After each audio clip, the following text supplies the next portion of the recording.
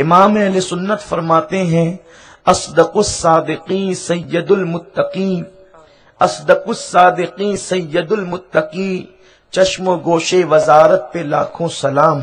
میرے پیارے آقا صلی اللہ علیہ وسلم کے پیارے دیوانوں، آج جس طریقے سے دن گزرتے جا رہے ہیں، لوگ صحابہ کی قربانیوں کو فراموش کرتے جا رہے ہیں، اور صحابہ کی جو قربانیاں ہیں وہ یقیناً اتنی قیمتی اور اتنی اہم ہے کہ امت اگر اس کو بھلا دے تو شاید ہم سے زیادہ احسان فراموش روئے زمین پر کوئی ہو ہی نہیں سکتا، کیونکہ اللہ کے رسول صلی اللہ علیہ وسلم نے جب اعلان نبوت فرمایا تو اعلان نبوت فرمانے کے بعد پھر جو مشقتوں کا، مصیبتوں کا، جو تکلیفوں کا سلسلہ شروع ہوا، اس کو جھیلنے میں حضرات صحابہ کرام قدم قدم پر اللہ کے رسول صلی اللہ علیہ وسلم کے ساتھ موجود رہے۔ میرے پیارے آقا صلی اللہ تعالی علیہ وسلم کے پیارے دیوانوں، اسی لیے صحابہ کی عظمت کو بیان کرتے ہوئے اللہ کے رسول صلی اللہ علیہ وسلم نے فرمایا، میرے بعد میرے صحابہ کو نشانہ نہ بنا دینا، میرے بعد میرے صحابہ کو برا نہ کہنا۔ آقا کریم صلی اللہ علیہ وسلم فرماتے ہیں، اگر تم مجھ سے محبت کرو تو اللہ کے لیے مجھ سے محبت کرو اور میرے لیے میرے صحابہ سے محبت کرو۔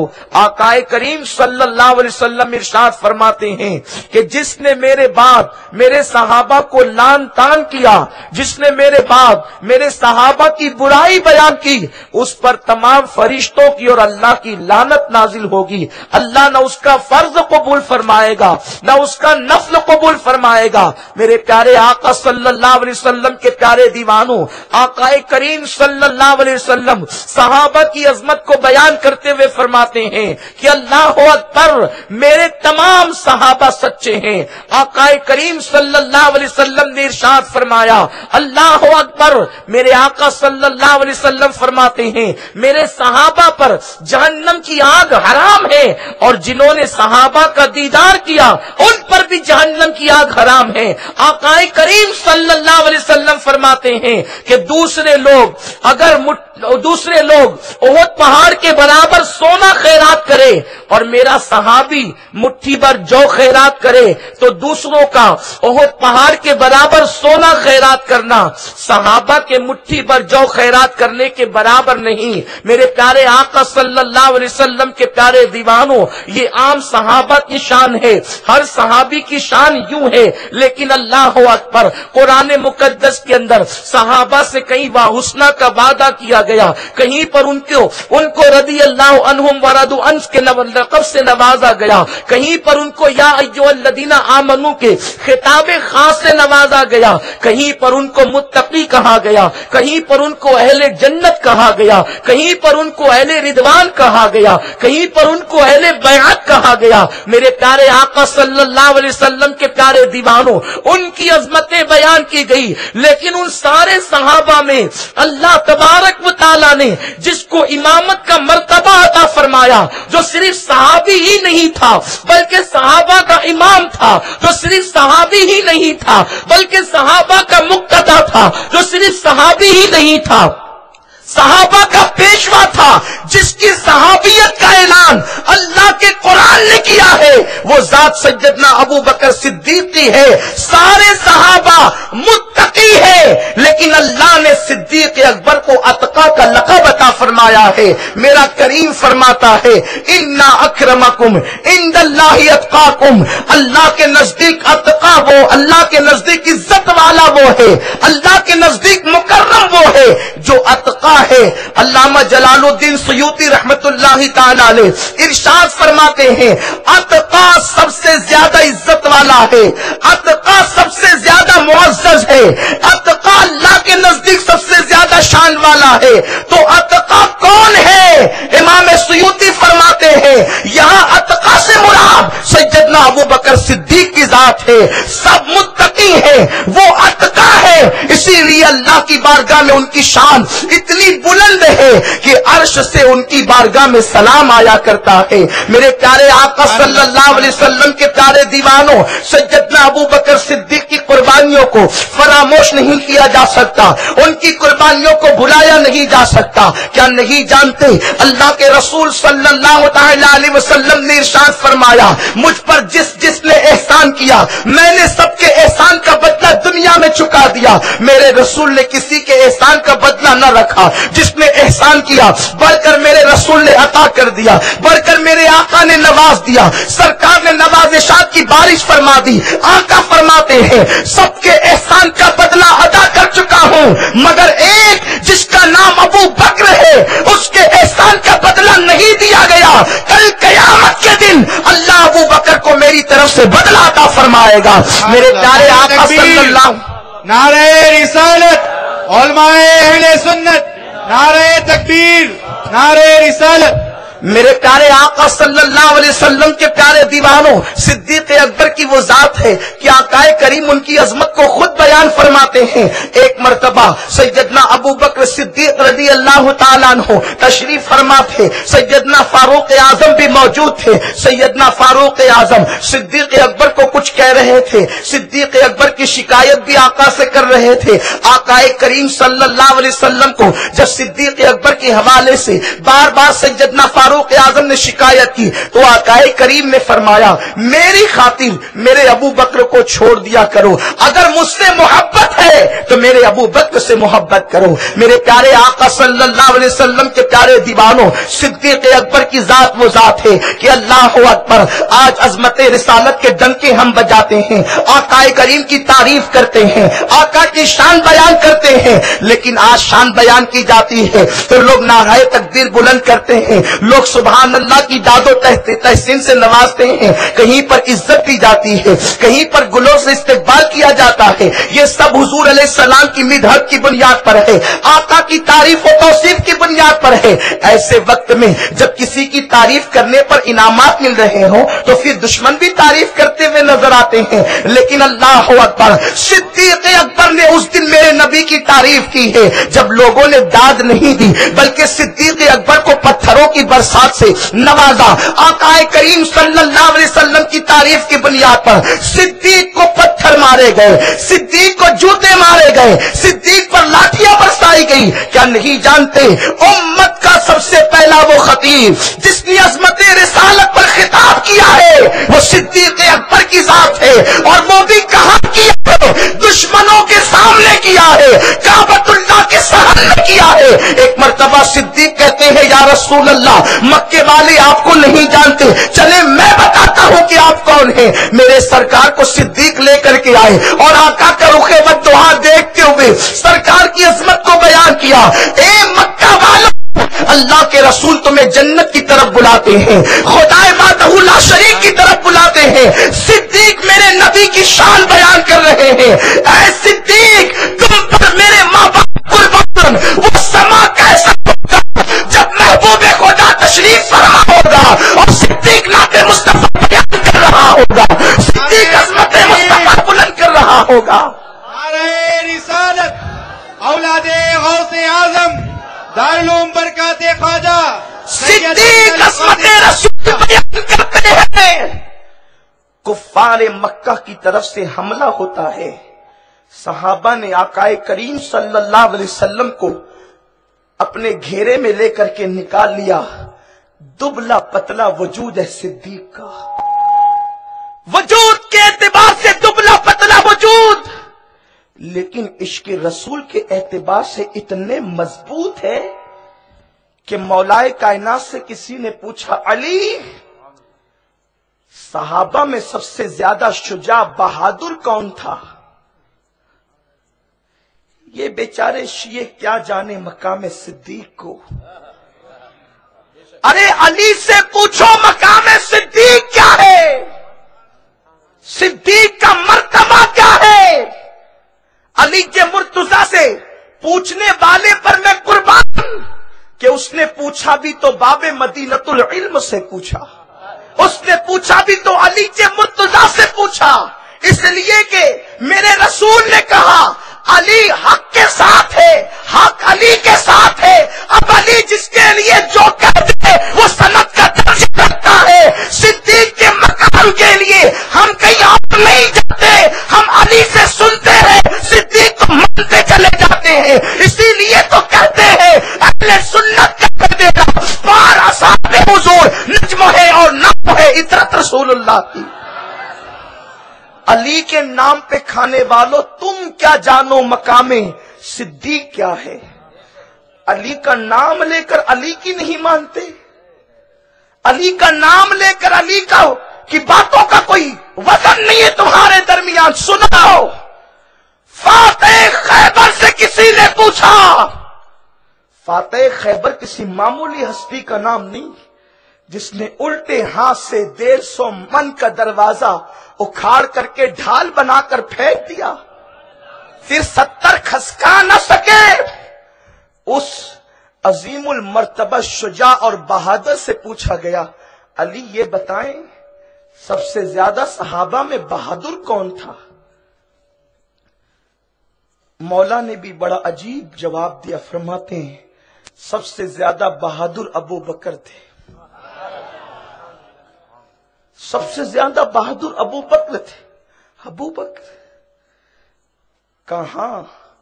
ان کی بہادری اس دن دیکھنے میں آئی جب بدر کا میدان سج رہا تھا، اور میدان بدر میں صحابہ کی میٹنگ ہوئی تو یہ پوچھا گیا، بتاؤ اللہ کے رسول صلی اللہ علیہ وسلم کے قریب کون رکے گا؟ حضور کی حفاظت بظاہر کون کرے گا؟ آقائے کریم صلی اللہ علیہ وسلم کا پہرا کون دے گا؟ اس لیے کہ ممکن ہے کہ دشمن آ جائے اور جانے کائنات پر حملہ کر دے، مصطفیٰ کریم پر حملہ کر دے۔ ایک چھت بنایا گیا تھا جس کو عریش کہا جاتا ہے، آج بھی وہاں پر مسجد عریش موجود ہے۔ آقائے کریم کو وہاں روکنا تھا، سرکار کو وہاں بٹھانا تھا۔ اب آپ اندازہ فرمائیں، بڑے بڑے سورماؤں کو کہا گیا، بڑے بڑے بہادروں کو کہا گیا تم رکو، فلاں تم رکو، فلاں تم رکو، لیکن کسی نے رکنے کی حامی نہیں بھری۔ اپنے چچا سے لڑنے کی ہمت کی، ماموں سے لڑنے کی ہمت کی، بیٹے پہ تلوار چلانے کی جرات کی، لیکن حضور علیہ السلام پہ پہرا دینے کی ہمت نہ ہوئی، اس لیے کہ معاذ اللہ اور صحابہ عاشق رسول نہیں تھے، واللہ قطعاً ایسا نہیں۔ وہ یہ سوچتے تھے کہ اتنی بڑی ذمہ داری ہم نبھا نہیں سکیں گے، اگر میرے پہرا دینے کی وجہ سے اگر دشمن آ گیا اور میں مقابلہ نہ کر سکا تو بتاؤ کہ پھر ساری زندگی جو ہے یہ داغ دل پر رہے گا کہ میں پہرا نہ دے سکا تھا اور آقائے کریم کو زخمی کر دیا گیا، آقا علیہ السلام کو تکلیف پہنچا دی گئی، حضور کو مشکل میں ڈال دیا گیا، آقا کو مشقت میں ڈال دیا گیا، کوئی رکنے کے لیے تیار نہ ہوا۔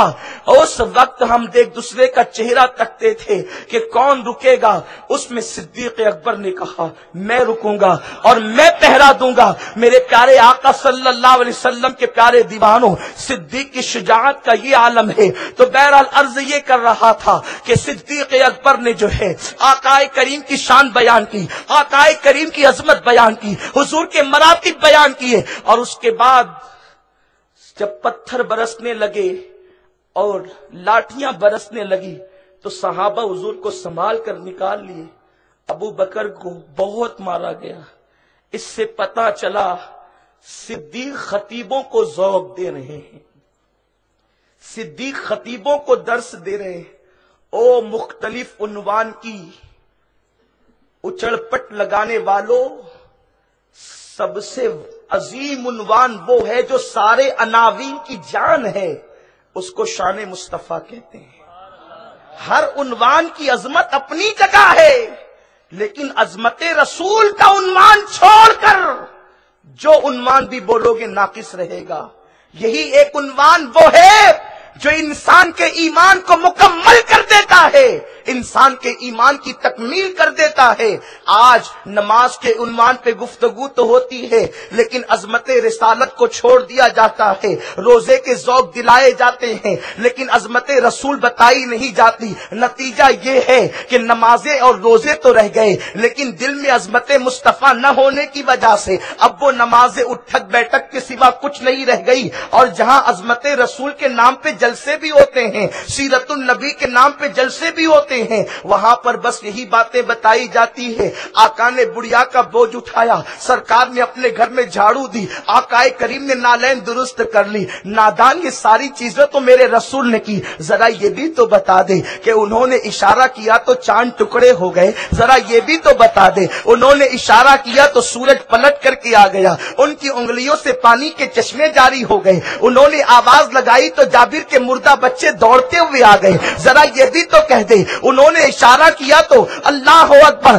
کنکریوں نے کلمہ پڑھ لیا۔ قربان جائیں، اللہ امام یوسف نبہانی فرماتے ہیں آقا کریم نے ایک لقمہ اٹھایا، لقمہ حضور علیہ السلام کے ہاتھوں میں تسبیح کرنے لگا۔ کبھی محسوس بھی کیا آخر لقمے نے حضور کے ہاتھوں میں تسبیح کیوں کیا؟ اس لیے کہ جب انسان کسی اونچے مقام پر پہنچتا ہے تو وہ اللہ کی تسبیح کرتا ہے اور یہ شکر کرتا ہے کہ میں کتنی بلندی پر آ گیا۔ خدا کی قسم لقمہ میرے نبی کے ہاتھوں میں آ کر خدا کی تسبیح کر رہا ہے کہ مولا تو نے مجھے کتنا اچھا ہاتھ عطا کر دیا اور مجھے کس کے لیے تو نے منتخب فرما دیا۔ تو یہ ساری چیزیں آقا کریم کی عظمت ہے۔ عظمت مصطفیٰ کے بغیر ایمان کا تصور نہیں کیا جا سکتا۔ اس لیے میرے پیارے آقا صلی اللہ علیہ وسلم کے پیارے دیوانوں، صدیق اکبر خطبہ کو مزاج دے رہے ہیں، اگر بولنا ہے تو آقا کی عظمت پر بولو، حضور کی شان پر بولو، حضور کے مراتب پر بولو۔ میرے اللہم صلی علی سیدنا مولانا محمد معدن الجود والکرم والہ الکرام اجمعین، صلاۃ و سلام علیک یا جد الحسن والحسین۔ عرض یہ کر رہا تھا جب صدیق اکبر رضی اللہ تعالیٰ کو بہت مارا گیا اور وہ مردہ سمجھ کر صدیق اکبر کو چھوڑ کر چلے گئے تو صدیق اکبر کے قبیلے والے صدیق اکبر کی محبت میں نہیں بلکہ قبیلے کی غیرت کی بنیاد پر ابو بکر صدیق کے پاس آئے اور ان کو اٹھا کر لے گئے، گھر میں رکھا، اور گھر میں رکھنے کے بعد آپس میں گفتگو کرنے لگے یا تو ابو بکر کا انتقال ہو جائے تاکہ ہم تلواریں نکال کر پھر ان سب سے مقابلہ کریں، یا تو پھر یہ ہوش میں آ جائے تاکہ پھر ہم اپنے اپنے گھروں کو لوٹ جائیں، قربان جائیں۔ قبیلے کے لوگ ارد گرد کھڑے ہیں۔ بہت دیر کے بعد جب صدیق اکبر کو ہوش آتا ہے تو لوگ صدیق اکبر کی خیریت پوچھتے ہو، ابو بکر کیسے ہو؟ صدیق اکبر کوئی جواب دینے کی بجائے کہتے ہیں پہلے یہ بتاؤ میرے آقا کیسے ہیں، میرے سرکار کیسے ہیں؟ قبیلے والوں کو غصہ آیا، ہم تو اس کے لیے اتنی دیر سے یہاں کھڑے ہیں اور یہ تو کسی اور کی محبت میں گرفتار ہے۔ غصے سے چلے گئے، اور اس کے بعد جب سب چلے گئے، ماں آخر ماں ہوتی ہے، ماں کی ممتا بڑی عظیم ہوا کرتی ہے۔ ماں نے کہا بیٹے دودھ پی لے۔ صدیق اکبر نے کہا ماں جب تک کہ اپنے آقا کا چہرہ نہیں دیکھوں گا اس وقت تک نہ میں کچھ کھاؤں گا نہ کچھ پیوں گا۔ میں تم سے پوچھنا چاہتا ہوں یہ عشق رسول کیسا عظیم عشق رسول ہے، یہ محبت رسول کیسی عظیم محبت ہے کہ بے ہوشی کے بعد ہوش آتا ہے تو لوگ پانی مانگتے ہیں، لوگ کھانا مانگتے ہیں۔ صدیق میرے رسول کا چہرہ دیکھنا چاہتے ہیں، آقا کا دیدار کرنا چاہتے ہیں، کیوں نہ ہو؟ کیونکہ صدیق اکبر کی تمنا یہ ہے۔ ایک دن عرض کیا تھا یا رسول اللہ مجھے 3 چیزیں بہت پسند ہیں، جس میں سے پہلی چیز یہ ہے کہ نگاہیں میری ہو اور چہرہ آپ کا ہو، میں دیدار کرتا رہوں، میں آپ کے رخ بددعا کو تکتا رہوں۔ صدیق اکبر نے ماں سے کہا ماں میں اپنی آقا کو جب تک دیکھ نہیں لیتا اس وقت تک کہ میں کچھ کھاؤں گا پیوں گا نہیں۔ ماں نے کہا ٹھیک ہے لیکن کیسے پتا چلے کہ تیرے محبوب کا حال کیا ہے؟ آپ نے فرمایا عمر کی بہن ام جمیل بنت خطاب کو بلاؤ. ان کو بلا کر کے لایا گیا. حضرت صدیق نے ان سے پوچھا آقا کیسے ہیں؟ تو انہوں نے آنکھوں کا اشارہ کر کے والدہ کی طرف کہا. تو کہا کوئی فکر کی بات نہیں, یہاں سے بات باہر نہیں جائے گی. پھر انہوں نے بتایا کہ حضور دار ارقم میں خیریت سے ہیں. صدیق نے فرمایا مجھے لے کر کے چلو. ماں کے سہارے اور ام جمیل کے سہارے سرکار صدیق اکبر آقائے کریم صلی اللہ علیہ وسلم کی طرف بڑھے. اللہ اکبر. جیسے صدیق اکبر دار ارقم کی طرف بڑھ رہے تھے, آقائے کریم اٹھ کر کے کھڑے ہو گئے اور سرکار نے فرمایا یار کی خوشبو آ رہی ہے. اور آقائے کریم دار ارقم کے دروازے تک کے آئے تو دیکھا کہ صدیق اکبر ماں کے اور ام جمیل کے سہارے سے تشریف لا رہے تھے. میرے سرکار نے آگوش پھیلا کر ابو بکر کو اپنے گلے لگا کر فرمایا ابو بکر کیسے ہو؟ تو صدیق کا جواب یہ تھا یا رسول اللہ آپ سلامت ہیں, میرا سب کچھ سلامت ہے. میرے پیارے آقا صلی اللہ علیہ وسلم کے پیارے دیوانوں, یہ صدیق اکبر کی ذات ہے, وہ ابو بکر صدیق. آج لوگ عشق کے دعوے دار ہیں, عشق رسول پر تقریر کرتے ہوئے روتے بھی ہیں, آنکھوں سے آنسو بھی جاری ہوتے ہیں, لیکن جب ان کا کردار دیکھو وہ ایک طرف نعتوں پر جھوم بھی رہے ہیں, عشق رسول کے حوالے سے رو بھی رہے ہیں, لیکن جہاں گستاخ رسول کی بات آئی وہاں دل نرم سے نرم تر ہے, بلکہ اتحاد کی بات کی جاتی ہے. میرے پیارے آقا علیہ السلام کے پیارے دیوانوں, صدیق کا مسلک یہ ہے کہ جس نے رسول کی شان میں ادنا سی توہین کر دی, اگر باپ بھی ہے تو اس کی بھی رعایت نہ کی جائے. طبرانی کی روایت ہے وہ دبلا پتلا وجود رکھنے والے ابو بکر ایک مرتبہ آستین چڑھا کر حالت غصے میں تھر تھر کانپتے ہوئے آقائے کریم کی بارگاہ میں پہنچے. اس حکایت کو روافظ نے بھی اپنی کتابوں میں لکھا طبرانی کے حوالے سے. آستین چڑھی ہوئی انداز تو دیکھیں, آستین چڑھی ہے, وجود غصے سے تھر تھر کانپ رہا ہے, آقائے کریم کی بارگاہ میں حاضر ہیں. میرے سرکار نے پوچھا ابو بکر یہ حلیہ بنا کر یہاں کیوں آئے ہو اور غصے سے تھر تھر کانپ رہے ہو, وجہ کیا ہے؟ صدیق کہتے ہیں بڑے ادب کے ساتھ یا رسول اللہ وہ میرا باپ ہے نا عثمان ابو قحافہ, آقا میں نے اس کو جو ہے وہ گھونسا مارا اور وہ بے ہوش ہو کے زمین پہ گر پڑا. آقا نے فرمایا باپ کو کیوں مار کے آئے ہو؟ صدیق کہتے ہیں یا رسول اللہ آج اس نے آپ کی شان میں نازیبا کلمات کہہ دیے, مجھ سے برداشت نہیں ہوا, میں نے اس کے منہ پہ مکہ مارا. آقا یا تو دو میں سے کوئی ایک کام کر دیں, اس کے لیے ہدایت کی دعا کر دیں, یا پھر مجھے اجازت دے کہ میں اس کو قتل کر دوں, کیونکہ مجھے باپ نہیں چاہیے, مجھے اللہ کا حبیب چاہیے. آپ غور تو فرمائیں ابو قحافہ نے کیا کہا تھا, بس ایک جملہ, کیا سب کچھ چھوڑ کر محمد کے پیچھے گھومتا رہتا ہے.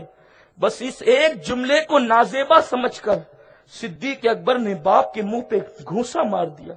یہ صدیق اکبر کا عشق رسول ہے, اور بتا دیا کہ عشق مصطفیٰ تولا بے تبرہ نیست ممکن. مجدد الفسانی نے اپنے مکتوبات میں فرمایا کہ محبت نفرت کے بغیر مکمل ہو ہی نہیں سکتی. عشق مصطفیٰ کی تکمیل اس وقت تک نہیں ہوگی جب تک کہ دشمنان رسول سے دور نہ رہا جائے. اسی لیے امام اہل سنت فرماتے ہیں دشمن احمد پہ شدت کیجئے, ملحدوں کی کیا مروت کیجئے, غیظ میں جل جائے بے دینوں کے دل, یا رسول اللہ کی کثرت کیجئے. شرک ٹھہرے جس میں تعظیم حبیب, اس برے مذہب پہ لعنت کیجئے. میرے پیارے آقا صلی اللہ علیہ وسلم کے پیارے دیوانوں, وہ باپ کے منہ پر مکہ مارنے والا یہ کہہ کر کہ اللہ اکبر مجھے باپ نہیں رسول پاک چاہیے, آپ اندازہ تو فرمائیں اس کا عشق رسول کتنا عظیم ہوگا. لیکن وقت کی ستم ظریفی دیکھیے, حالات کا بدلاؤ دیکھیے, مشق شدہ تاریخ دیکھیے. آج اسی ابو بکر پر تانا لگایا جاتا ہے, اسی صدیق کو گالیاں دی جاتی ہے کہ اس نے اہل بیت کا حق مارا, اس نے فدق لے کر کے ظلم کیا, اور پھر یہ داستانے بک بک کر کے عوام کو گمراہ کیا جاتا ہے, اہل بیت کے ماننے والوں کو بدگمان کیا جاتا ہے. سنو, صدیق اہل بیت کا حق مارنے والا نہیں بلکہ احتجاج تبرسی میرے پاس موجود ہے. علامہ تبرسی کہلانے والا شخص احتجاج تبرسی میں خود لکھتا ہے کہ اللہ اکبر، ایک مرتبہ کوئی آیا اور آنے کے بعد کہنے لگا، اے ابو بکر، تم نے فاطمہ کو وہ حدیث فدق کے حوالے سے جو سنائی، وہ سن کر فاطمہ تم سے ناراض ہو گئی اور اب وہ تم سے ناراض رہتی ہے. ظاہر سی بات ہے کہ ہر انسان کے ارد گرد کچھ لوگ بڑوں کے ارد گرد حالہ بنانے والے ہوتے ہیں اور غلط باتیں پہنچانے کی کوشش کرتے ہیں، لیکن صدیق وہ تھے کہ کسی کا حالہ ان کو غلط فہمی میں مبتلا نہیں کر سکتا تھا. جیسے ہی صدیق اکبر کو کہا گیا کہ فاطمہ تم سے ناراض ہو گئی، اور وہ فاطمہ کون فاطمہ جس کے بارے میں میرے رسول نے فرمایا، بخاری شریف کی حدیث ہے، الفاطمۃ بدغۃ منی، فاطمہ میرے جگر کا ٹکڑا ہے. ایک مقام پر فرمایا، فاطمہ جس سے راضی ہو گئی اس سے خدا بھی راضی ہو گیا، فاطمہ جس سے ناراض ہو گئی اس سے خدا بھی ناراض ہو گیا. اللہ اکبر. صدیق اکبر نے سنا کہ کہنے والا کہہ رہا ہے کہ سیدہ کائنات ناراض ہو گئی، شہزادی کونین ناراض ہو گئی. تبرسی لکھتے ہیں کہ صدیق اکبر کی چادر زمین پہ رکھی ہوئی تھی. صدیق اکبر نے چادر اٹھائی اور چادر اٹھا کر کے گلے میں ڈالا اور گلے میں ڈال کر کے یوں کیا، اپنے شانے پر ڈالا.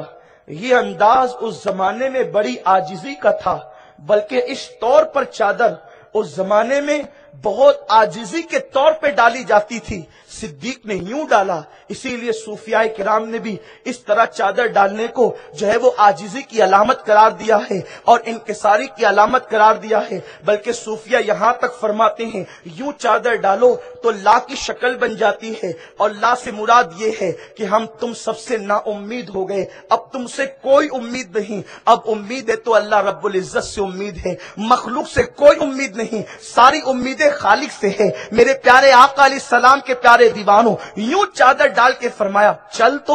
اللہ اکبر. اس کے بعد سیدہ کے گھر تک گئے، دروازے پہ دستک دی، مولائے کائنات کی آواز سنی. کون؟ ارشاد فرمایا میں ابو بکر ہوں. دروازہ کھلا تو مولائے کائنات چونکہ ادب کرتے تھے، احترام کرتے تھے، جن کے ابتدا میں نمازیں پڑھتے تھے، جن کے ہاتھ پر بیعت کی تھی، صدیق کو اپنے دروازے پر پا کر کہتے بھائی ابو بکر کیا بات ہے، اس وقت کیوں آئے ہو؟ صدیق نے فرمایا مجھے سیدہ سے گفتگو کرنی ہے، اگر آپ اجازت دے تو. سیدہ پردے میں ہوئی. صدیق اکبر نے کہا شہزادی کونین، میں نے سنا ہے کہ میں نے آپ کے بابا جان کی حدیث آپ کو سنائی تو آپ مجھ سے ناراض ہو گئی. سیدہ نے کہا نہیں تو میں آپ سے ناراض نہیں ہوئی. پھر صدیق اکبر کے جملے سنو اور اہل بیت کی محبت ان کے دل میں دیکھو. صدیق اکبر کے جملے یہ ہیں، ارشاد فرماتے سیدہ جیسے میں تمہارے باپ کا غلام تھا آج ویسے ہی میں تمہارا غلام ہوں، میں تمہارا بردہ ہوں بردہ، میں تمہارا غلام ہوں غلام. اگر سیدہ کو پیسوں کی ضرورت ہے تو میری اور میری اولاد کی جان آپ کے لیے حلال ہے، مجھے بازار میں لے کر کے چلو اور غلام کی حیثیت سے بیچ دو. جتنے پیسے آپ پر اور آپ کی اولاد پر یہ پیسے حلال ہے، کیونکہ میں آپ کا اور آپ کے بابا کا غلام ہوں. یہ اعلان کرنے کے بعد بھی اگر کوئی کہے کہ صدیق اکبر نے اہل بیت پہ ظلم کیا، اور پھر معاذ اللہ کوئی یوں کہے کہ ہم تو صدیق اکبر کو اس لیے رضی اللہ عنہ نہیں کہتے کہ ہم علی کی اولاد ہیں، اور علی کی اولاد ہونے کی وجہ سے ہم صدیق کو رضی اللہ عنہ اس لیے نہیں کہتے کہ معاذ اللہ انہوں نے سیدہ کا حق غصب کیا تھا. میں پوچھتا ہوں شرم کرو، جس علی نے جس صدیق کے پیچھے نمازیں پڑھ کے جنہیں اپنا امام مانا ہو، کیا علی سے زیادہ لوگوں کو آج سوچ آ گئی؟ وہ اہل بیت کا ایسا محب تھا جسے صدیق اکبر کہتے ہیں.